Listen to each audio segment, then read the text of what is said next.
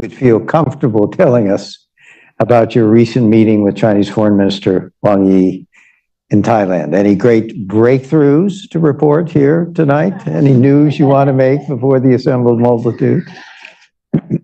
Well, first, we had a very nice meal, so that was good.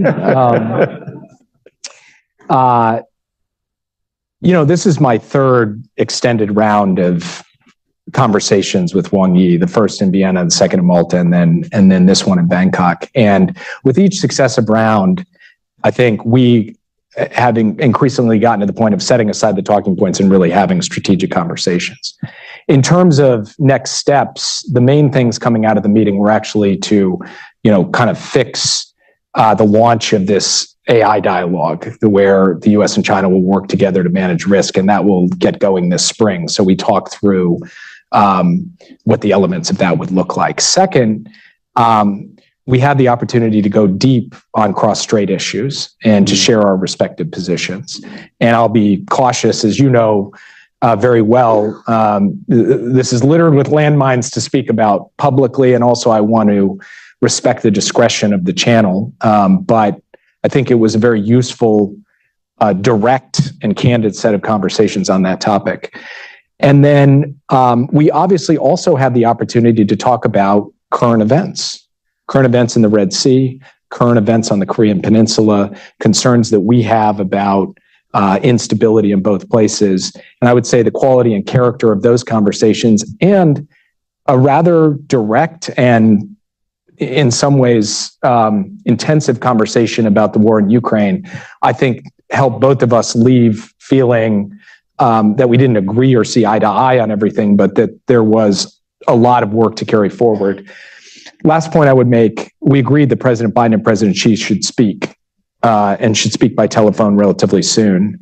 I think the acknowledgement coming out of Woodside that there really is no substitute for leader-to-leader conversation. Yeah, I mean, it became so apparent over the course of that meeting in Woodside how central that ingredient has to be to an effective stewardship of U.S.-China policy. And so both of us agreed that we would report back to our leaders and we would get them on the phone sooner rather than later. Great. Let me ask you on the Taiwan question. They've recently, of course, had elections in Taiwan. A lot of commentary by some of the people in this room about the significance of those elections. How do you see them, and what impact do you think the results might have on our ability to manage the cross-strait relations? Well, you know, we were explicit and direct publicly and privately with all stakeholders that we were not taking a position in those elections. We remained studiously neutral throughout. We congratulated the winner. We congratulated the Tsai Ing-wen on, you know, an effective democratic election. And now, you know, we've made clear we would like to see a smooth transition. And otherwise, from the United States' perspective, Taiwan exhibiting this vibrant democratic character is a positive thing. And our policy remains constant through it. As it was before, it will be going forward. The One China policy, the Taiwan Relations Act, the 6 assurances, and all of the issues that people in this room know so well. And President Biden has been clear that, you know, we remain committed to the One China policy. And I was clear on that with Wang Yi as well. It was also clear that we continue to have concerns about elevated levels of aggressive military activity around the Strait. We don't regard that as conducive to peace and stability. And we generally want to see, as I think the rest of the world does, peace and stability across the Taiwan Strait, and we are committed to doing everything we can to support that. Thank you. I want to ask a little bit about the Chinese economy. There's a lot that has been written about the structural problems of the economy, a lot of speculation that the administration in Beijing has neither the ability nor the willingness to address those underlying structural problems. A fairly gloomy view about the prospects for the Chinese economy. And I wonder whether that narrative is too negative. And I'd ask you how you see the prospects of the economy and the ability and willingness of Xi and his team to address some of the structural problems that we all know about in terms of the real estate sector and indebtedness and all the rest. You know, in the last couple of times I went to the UCSD China Forum, it was before I came into government. I made a habit of going up to the smartest people I know on China and on economics and buttonholing them and saying, tell me about the economy in China. And I would hear a kind of general answer from one, and I would think, okay, that's the answer. And then I would talk to someone else and they would have quite a different answer. And the spectrum of opinion on whether China's economy among incredibly informed, like right-thinking people is quite broad. And so I'm humble enough to not really be able to characterize the likely future trajectory of that economy, because I think if you had asked people that question 2 years ago, they might have a different answer than they have today. Frankly, if you asked people about the US economy 1 year ago versus where they are today, people would have a different answer. So what we're focused on fundamentally is thinking about what we can do to invest in the sources of our own strength here in the United States. And I talked about that some in my speech. And we kind of reject what I believe was a kind of common view that somehow you know, it was a story of inexorable rise on the one side and inexorable decline on the other side. Choices matter in both Beijing and Washington. We're trying to make the right choices. And of course, it's up to Beijing how they choose to make choices on their side. How's that for not really answering your question? It's good. It's good. You know, I'm learning from Tony Blinken how to be a diplomat.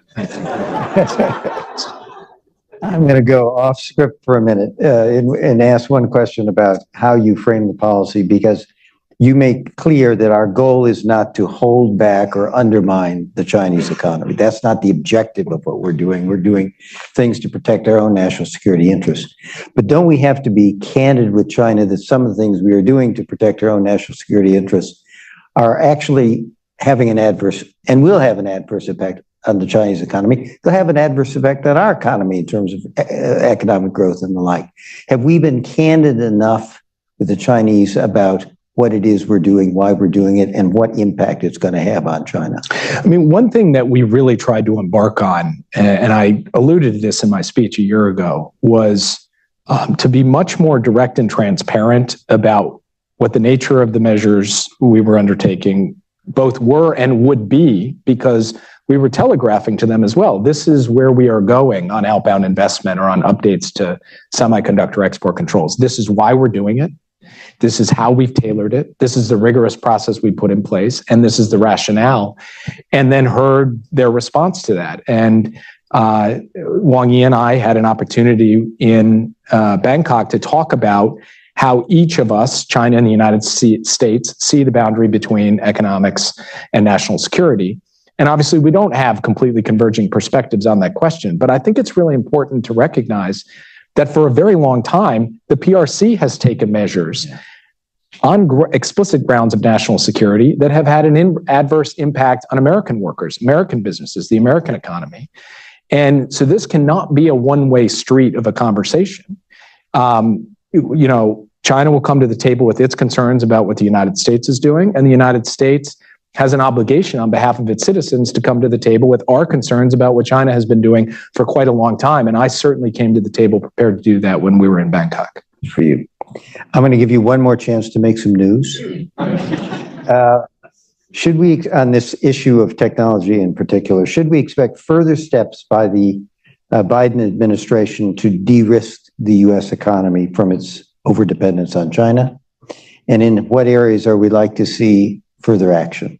So first, to answer your question, I probably won't make news. I just want to take a minute on what we mean by de-risking. And in fact, I've said this directly to my Chinese counterparts. It basically has three elements. First, investing in America's industrial and innovation capacity. A big way to de-risk is to have more capacity ourselves to be able to, operate at the technological innovation edge. The second is to diversify supply chains so that we're not dependent on any single point of failure. And that's not all about China. That's a lesson we learned from COVID, but the PRC is a part of that. And the third is to have a series of tailored measures so that American technology cannot be used to undermine the security of the United States and our allies. And in this category, we have been transparent that we've taken a series of steps already. And we will take further steps as we go forward, all according to the basic principle that we are going to tailor them and target them in a way that they really are aimed at our national security concerns and not at a broader effort to decouple our technological ecosystems or our economies. But I will leave for a later day what exactly the nature and timetable of additional measures will be. One more thing I will say is, in October of 2022, we did a first round of export controls on advanced semiconductors and semiconductor manufacturing equipment. In October of 2023, we updated them. I think the world can expect that will be part of the process going forward, because as the technology evolves, our controls have to evolve. It doesn't mean the standards underlying our controls evolve, those remain constant, but they have to be applied to technology as it advances, and that will require updates to existing controls, even as we add, targeted, tailored controls in other areas as well. If I were a man from Mars coming down, I would say, listening to you and observing the relationship, that these two countries are trying to maintain some stability in the relationship and have made some tactical shifts.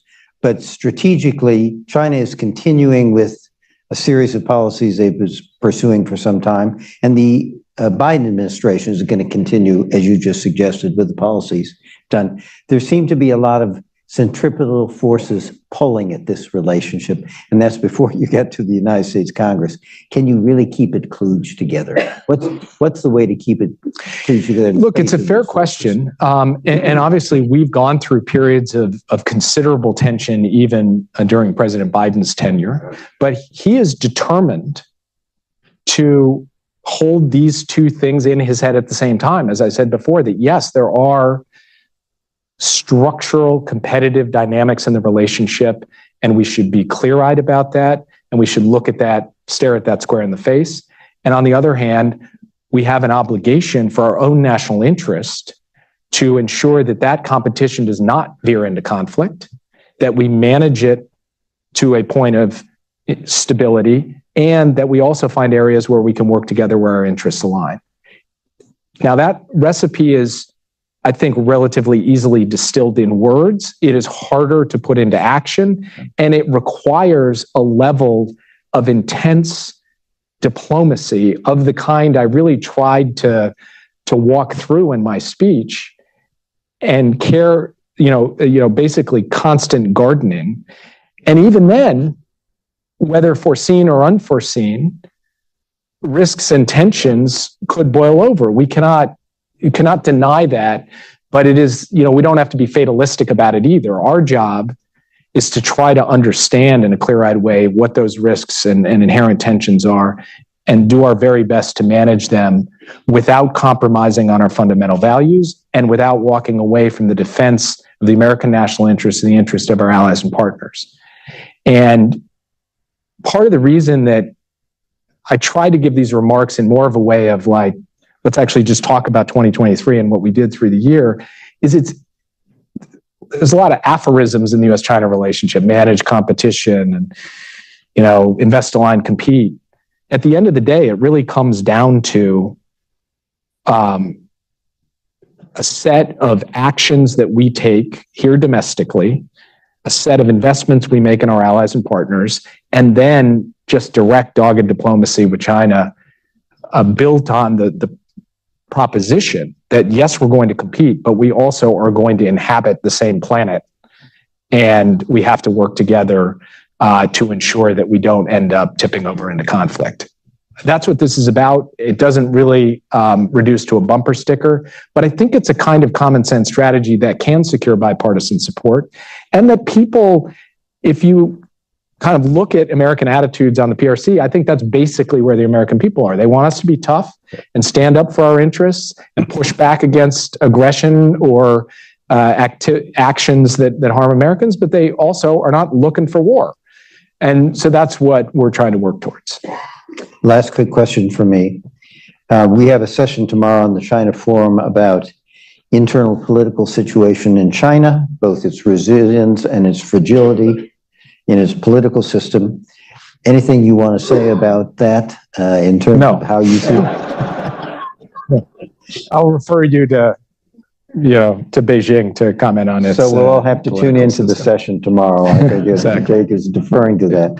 Let's go to the audience if we can. I want to remind everybody this is an on-the-record session, and I'd like to invite folks from the audience to engage in this conversation. So please raise your hand, and I will call on you. Let's start with this gentleman here.